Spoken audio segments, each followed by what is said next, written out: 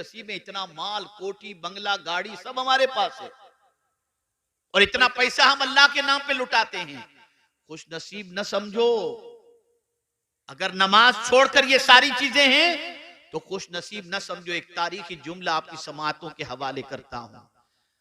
अल्लाह जब किसी बंदे से नाराज होता है ना, तो रोटी नहीं छीनता, सजदे की तौफीक छीन लेता है।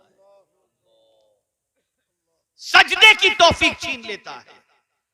माल का मिल जाना यह खुशबख्ती की अलामत नहीं है, सजदे की तौफीक का मिल जाना यह खुशबख्ती की अलामत है।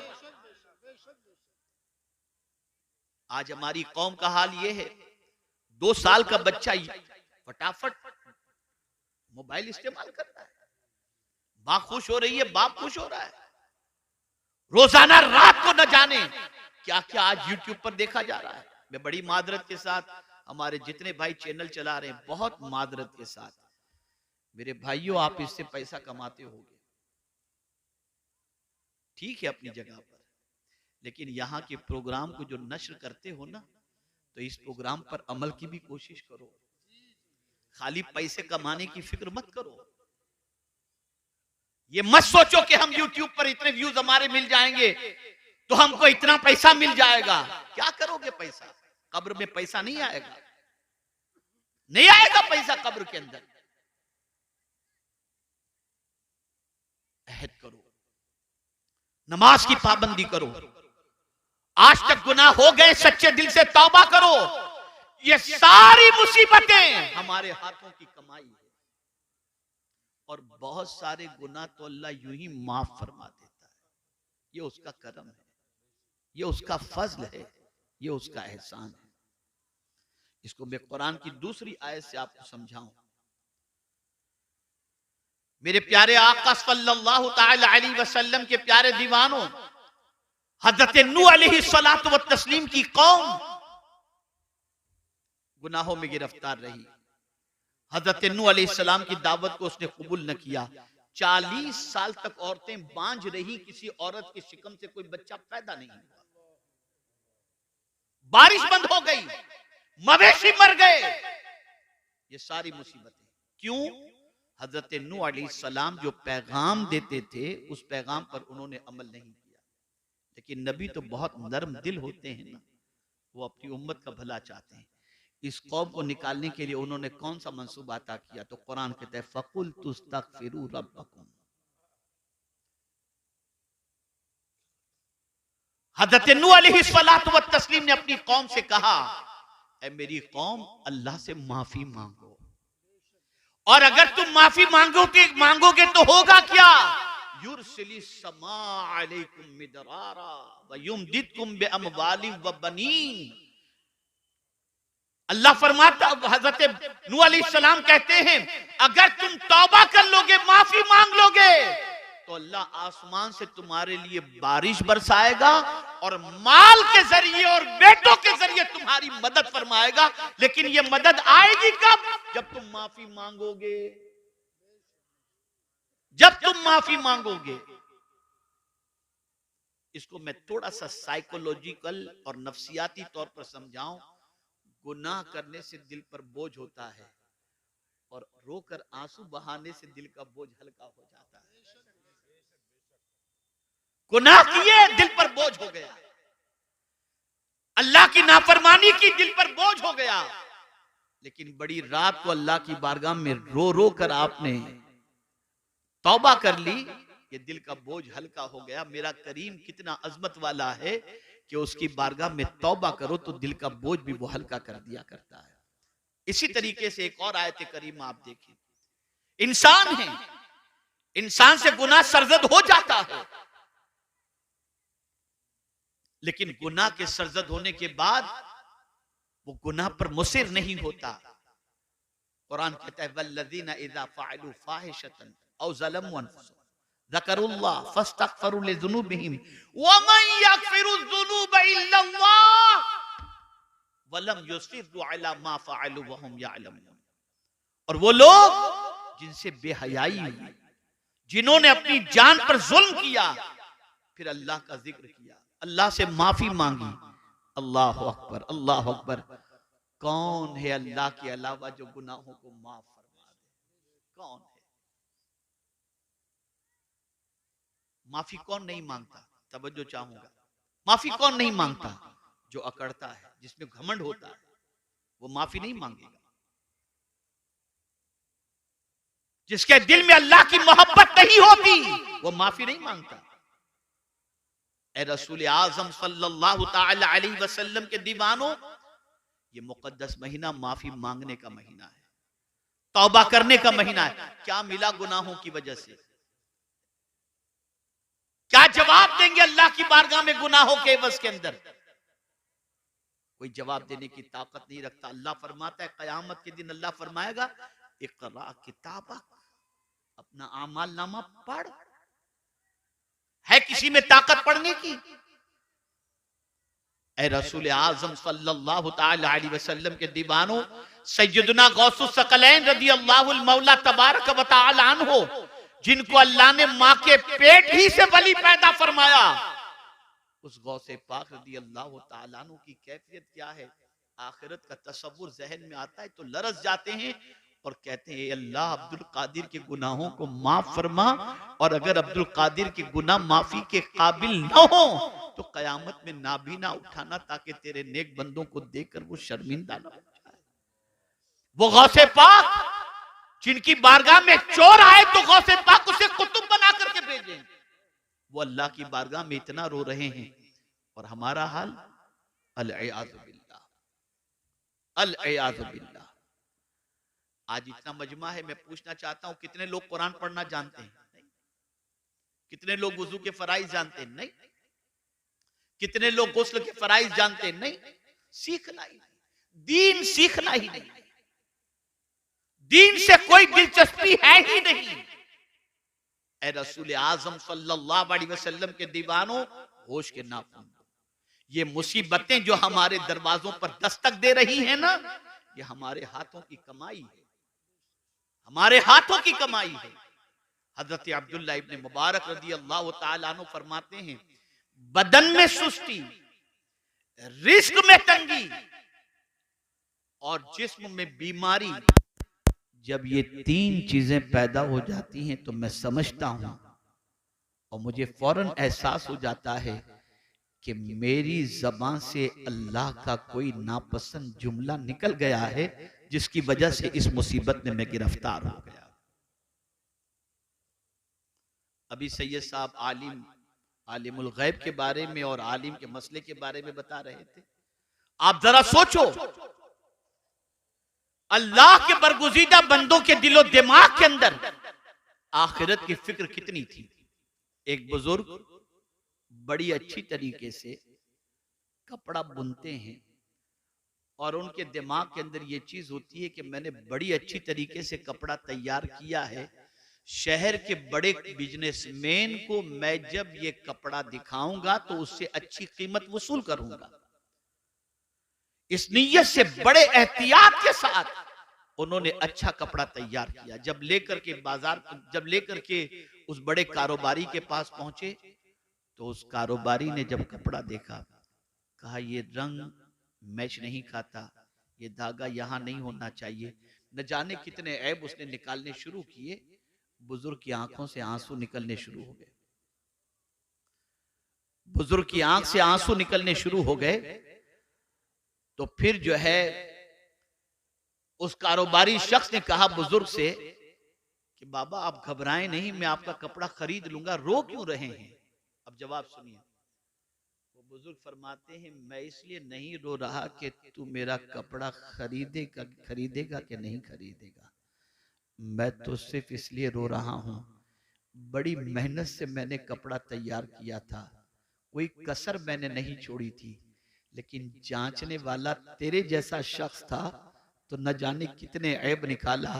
इबादत भी मैंने बहुत की है, जांचने वाला खुदा है, अगर वो जांच ले और मेरी इबादत को मुंह पे मार देगा तो मेरा क्या होगा? तसव्वुर था ये आखिरत। कोई डर नहीं रहा हमारे दिल में, कोई खौफ नहीं रहा, बेखौफ हो चुके हम लोग, अल्लाह का डर दिल से निकल चुका है। इसलिए इज्जत भी गई, वकार भी गया, हर मुसीबत ने हमारे दरवाजे पर दस्तक देना शुरू कर दिया। ऐ रसूल आजम सल्लल्लाहु ताला अलैहि वसल्लम के दीवानों, सच्चे दिल से तौबा करो। और मैं यकीन के साथ कहता हूं, आज तक अगर गुनाह के दरवाजे पर दस्तक देते थे ना, तो आज के बाद से नेकियों के दरवाजे पर दस्तक दो। आज तक अगर बुराइयों के दरवाजे पर दस्तक देते थे, तो आज से कुरान को पकड़ के उसकी तिलावत करना शुरू करो।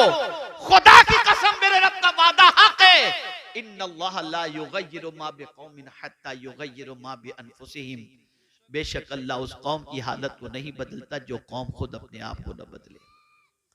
एक बात अर्ज करके मैं अपनी गुफ्तगू को खत्म करता हूं, और वो बात ये है, तवज्जो चाहूंगा। आप जानते होंगे कि आपके मोहल्ले में फलां शख्स रहता है, नमाज नहीं पढ़ता, कभी कभी नमाज पढ़ लेता है। आप जानते हैं कि वो सिगरेट भी पीता है, आप जानते हैं कि वो बहुत सारे गुनाह करता है, गाने भी गुनगुनाता है, सारी चीजें करता है। आपको सब मालूम होगा, लेकिन अचानक किसी, हमारे इतने उलमा हैं, इनमें से किसी आलिम ने उसको समझा दिया होगा कि भाई तुम्हारे पास बहुत दौलत है और तुम्हारे ऊपर साहिब इस्तिताअत होने की वजह से हज फर्ज हो चुका, तुम्हें जल्दी से हज कर लेना चाहिए। उसका भी मन बना, चलो मैं हज कर लूं। जानते हो आपकी ये बेदमाशी है, जानते हो आप कि इसकी जिंदगी गुनाहों के अंदर लथपथ है, लेकिन उसने हज का फॉर्म भर दिया या किसी टूर के अंदर बुकिंग करवा ली, और आकर के आपसे मिल करके कहता है, हजरत इंशाअल्लाह मैं कल हज के लिए जा रहा हूं। अब आप उसके गुनाह को नहीं देखते, उसके किरदार को नहीं देखते। आप आलिम हैं, 5 वक्ता नमाज के पाबंद हैं, फिर भी उससे कहते हैं भैया जरा वहां दुआ में याद रखना, दुआ में याद रखना। या अल्लाह, माजरा क्या है? इसके सारे पोल मालूम होने के बाद ये उस तरफ जा रहा है, तो आलिम भी दुआ की गुजारिश कर रहा है, तो जवाब मिलेगा। तुम अपना रुख खुदा की तरफ करके तो देखो, मौला तुम्हारा वकार और तुम्हारी इज्जत के अंदर इजाफा फरमा देगा। बदलो, अपना रुख बदलो मेरे भाइयों, बदलो। हालात इससे बदतर भी आए हैं, लेकिन अल्लाह वालों ने अल्लाह का दर नहीं छोड़ा, अल्लाह की बारगाह नहीं छोड़ी, अल्लाह के रसूल सल्लल्लाहु अलैहि वसल्लम पर दुरूद मुबारका और साथ ही साथ अल्लाह के रसूल सल्लल्लाहु अलैहि वसल्लम की इताअत से रूगर्दानी नहीं की। आज हम गुनाह के अंदर डूबे हुए रहते हैं, बुराइयों में डूबे हुए रहते हैं, और समझते हैं कि हमारे हालात बदल जाएं। नहीं बदल सकते। इल्म हासिल करो, इल्म दीन भी हासिल करो, इल्म दुनिया भी हासिल करो, और ये जुमला याद रखना, मुसीबत पहले नहीं है, मासियत पहले, और मासियत के बतन ही से मुसीबत जन्म लेती है। गुनाह करना छोड़ दो, बुराइयां करना छोड़ दो, अल्लाह रब्बुल इज्जत जल्ल जलालहू करम की नजर फरमाएगा और इनाम और इकराम की बारिशें नाजिल फरमाएगा। मैं दिल की अता गहराइयों से मुंतज़िमीन इजलास, हमारे माशाअल्लाह बुजुर्ग जो यहाँ पर खानका भी चलाते हैं, इदारा भी चलाते हैं, माशाअल्लाह, अल्लाह ताला इस इदारे से फारिग होने वाले जुमला तलबा पर करम की नजर फरमाए, उनके असातिज़ा पर करम की नजर फरमाए, और साथ ही साथ हम सबको अल्लाह अज़्ज़ व जल और उसके रसूल सल्लल्लाहु अलैहि वसल्लम की इताअत की तौफीक नसीब फरमाए। मेरे प्यारे आका सल्लल्लाहु अलैहि वसल्लम के प्यारे दीवानों, बहुत लहव लईब और गफलत के अंदर हमने अपनी जिंदगी गुजार ली। अब जिंदगी को चेंज करो। आप जरा देखो, जितना मजा इबादत के अंदर है ना, उतना मजा किसी में नहीं है। आज मैं आ रहा था एयरपोर्ट से, दिल्ली से, यहाँ पर एक टेंशन की खबर मिली, थोड़ा सा दिमाग घूमने लगा। मैंने फौरन कुरान शरीफ निकाला, मोबाइल खोला, उसमें कुरान शरीफ था, मैंने पढ़ना शुरू किया। थोड़ी देर के बाद मुझे रिलैक्स मिल गया। इसलिए कि याद रखें, मेरा चैलेंज है आपको, खुदा न खास्ता, खुदा न खास्ता, खुदा न खास्ता, आपको अगर कोई तकलीफ आ जाए ना, आप फौरन वुजू करो, अल्लाह की किताब खोल करके पढ़ना शुरू करो। यार, दुनिया का कोई इंसान तसल्ली के जुमले कह दे तो तुम्हारे दिल का बोझ उतर जाता है। मेरे मालिक के जुमले से बढ़ करके किसके जुमले हो सकते हैं? उसके कलाम से बढ़ करके किसका कलाम हो सकता है? आज मुसीबत में आकर तुम सिगरेट पीते हो, नशा करते हो, अल्लाह की किताब पढ़ो, तुम्हारी मुसीबतें अल्लाह दूर फरमा देगा। बदलो अपने आप को। अल्लाह मुझे आपको सबको तौफीक नसीब फरमाए और हमें इन जलसों के अंदर आने के बाद, जैसे यहाँ पर हमारे 2-4 बच्चे तफरी कर रहे हैं, बड़े मजे से हंसी मजाक कर रहे हैं बैठे हुए यहाँ पर, इसी तरीके से कुछ वहां पर भी इसी तरीके से मसरूफ हैं और वो समझते हैं कि यहाँ तफरी के लिए आए हुए हैं। माशाल्लाह बाकी सब तो बड़ी संजीदगी से सुन रहे हैं। मैं इनको इसलिए टारगेट कर रहा हूं ताकि ये बराबर तवज्जो से सुने। ये वो महफिलें हैं कि इन महफिलों की तलाश के अंदर आसमान से फरिश्ते जमीन के ऊपर उतरते हैं, लेकिन हमने इस महफिल को तफरी समझ ली, हंसी मजाक कह कह सब चलता होता है। और यही वजह है कि इन महफिलों से जिंदगी नहीं बदल रही। मकसद हमारा कुछ भी नहीं, हम आते जरा देखें कितना बड़ा मजमा है, क्या हो रहा है, वुजू भी नहीं होता। वरना जानते हैं आप, सैयदना गौसे पाक रदी अल्लाह ताला अन्हु खिताब फरमा रहे थे। दौरान खिताब आपने एक बंदे को देखा जिसकी आंख लग गई। गौसे पाक जाकर उसके सामने खड़े हो गए अदब के साथ। आंख खोली निगाहों के सामने उस बंदे ने देखा कि गौसे पाक खड़े तो कांप गया। अल्लाह अकबर। तो मेरे गौसे पाक फरमाते हैं, क्या देख रहे थे? आंख बंद करके क्या देख रहे थे? उसने कहा आंख बंद तो थी, मदीने के ताजदार की ज़ियारत नसीब हो गई थी। और फिर गौसे पाक फरमाते, तू आंख बंद करके मेरे नाना जान को देख रहा था, मैं आंख खुली रखकर अपने नाना जान को देख रहा था। ये महफिलें हैं जिसमें कभी कभी कुछ खुश नसीबों को अल्लाह के रसूल की ज़ियारत नसीब हो जाती है, लेकिन बस ज़बानी है। आते हैं वही महफिल में जिनको हुजूर बुलाते हैं, लेकिन हमारा हाल जरा देखें तो सही। हम जरूर कहते हैं मैं सो जाऊं या मुस्तफा कहते कहते, खुले आंख सल्ले अला कहते कहते। ये कहने वालों से मैं पूछता हूं कितनी रात तुम ये पढ़ के सोए हो, मुझे बताओ। और जब तुम्हारी आंख खुली है तब सल्ले अला तुमने कितनी मर्तबा कहा, जरा ये भी बताओ। ये जबानी लिप सर्विस का जमाना नहीं है, प्रैक्टिकल अपने आप को बनाओ। फिर आप देखो जब सल्ले अला कहते कहते तुम्हारी आंख खुलेगी तो मदीने के ताजदार की करम की बारिशें कितनी होंगी। जानते हो ये महीना कौन सा है? इसी महीने में आयते दुरूद नाजिल हुई है। आयते दुरूद इसी महीने में नाजिल हुई है। कसरत से दुरूद शरीफ पढ़ो, तौबा इस्तिगफार करो। और हमारे कुछ नादान लोग भी ऐसे हैं कि अगर कोई गुनाहों से तौबा करके सीधे रास्ते पे आ जाए ना, तो क्या कहते हो, अच्छा तू कब से सुधर गया? ये नहीं कि सुधर गया तो उसको अप्रिशिएट करें, यार दुआ कर मेरे लिए, मैं भी तेरी तरह सुधर जाऊं। नहीं नहीं, अच्छा तू सुधर गया कब से? ला हौला वला कुव्वता। अगर कोई ऐसा कहे उसे शैतान समझना, शैतान समझना। हमारे यहां हौसला अफजाई नहीं है, हमारे यहां हौसला अफजाई नहीं है। बड़ी मादरत के साथ अर्ज करता हूं, यहां काम करने वाले की कद्र नहीं है, कान भरने वालों की कद्र है। ये हमारा मिजाज बन चुका है। चेंज करो अपने आप, बदलो अपने आप को। हालात अपनी जगह पर हैं, जो भी हैं जिनके मंसूबे अपनी जगह पर होंगे, लेकिन मेरे रब ने फरमा दिया वमा तशाऊन इल्ला अन